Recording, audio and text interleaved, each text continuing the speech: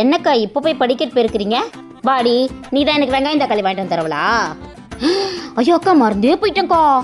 இந்தாக்கா உங்கள்கிட்ட வாங்கிட்டு போன சக்கரை. அது எப்படி? நான் கொடுக்கும்போது மட்டும் உனக்கு பெரிய கிளாஸாக பார்த்து கொடுக்குறேன், ரிட்டன் நீ கொடுக்கும்போது மட்டும் குட்டி கிளாஸாக பார்த்து கொடுக்குறேன். அதெல்லாம் அப்படிதாக்கா, கண்டுக்காதக்கா.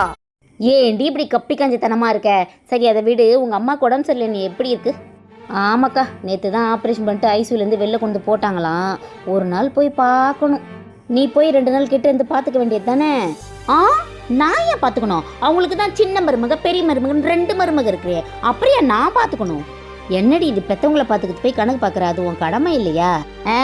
எப்போ பார்த்தாலும் இந்த பெத்தவங்கலாம் எனக்கு என்ன பசங்க இருக்காங்க பார்த்துக்கோணுங்க, பசங்க இருக்காங்க பார்த்துக்கோணுங்கன்னு சொல்கிறாங்கல்ல, அப்போ அவங்களும் அவங்க மருமகளும் தான் பார்த்துக்கணும், பொண்ணுங்க ஏன் பார்த்துக்கணும்?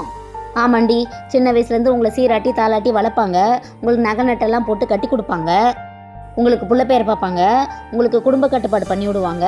அதுக்கெல்லாம் மட்டும் உங்கள் அப்பா அம்மா வேணும். ஆனால் அவங்களுக்கு எதனா உடம்பு சரியில்லை மட்டும் உங்கள் அண்ணன்மாருங்க பார்த்துக்குவாங்க. ஆமாம், சப்போஸ் நாளைக்கு உங்கள் மாமியார் உடம்பு சரியில்லை யாரடி பார்த்துக்குவாங்க? நான் ஏன் பார்த்துக்கணும்? உங்கள் பொண்ணுங்க தான் பார்த்துக்கணும். அப்போ நீ யாரை தாண்டி பார்த்துக்குவ? நான் என் பிள்ளைங்கள மட்டும்தான் பார்த்துக்குவேன். உனக்கெல்லாம் இப்போ தெரியாதுடி, நாளைக்கு இதே வார்த்தையை உன் பிள்ளைங்க சொல்லும்ல, அப்போ தான் தெரியும் உனக்கு அந்த கஷ்டம்.